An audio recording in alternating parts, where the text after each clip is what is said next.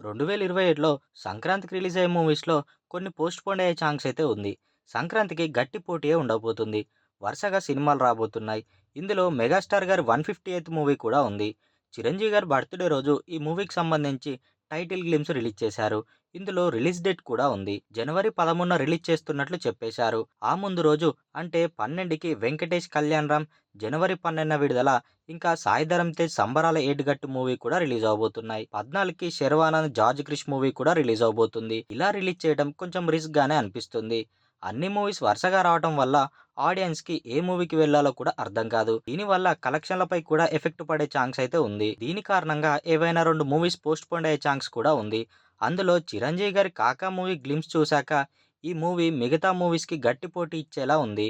అందులో మళ్ళీ చిరంజీవి గారి మూవీ కాబట్టి సో మిగతా మూవీస్ రిలీజ్ డేట్ మార్చుకునే ఛాన్స్ కూడా ఉంది. కానీ అనిల్ రావిపూడి మాత్రం రిలీజ్ డేట్ మార్చుకోకపోవచ్చు. ఎందుకంటే మూవీ టైటిల్ అలాగే రిలీజ్ డేట్ సేమ్ కాబట్టి మార్చకపోవచ్చు. ఇలా వరుసగా మూవీస్ రిలీజ్ చేస్తే కలెక్షన్లపై కూడా ఎఫెక్ట్ పడే ఛాన్స్ అయితే ఉండొచ్చు. సో మరి సంక్రాంతికి ఏ మూవీస్ రిలీజ్ అవుతాయో, ఏ మూవీస్ పోస్ట్‌పోన్ అవుతాయో చూడాలి.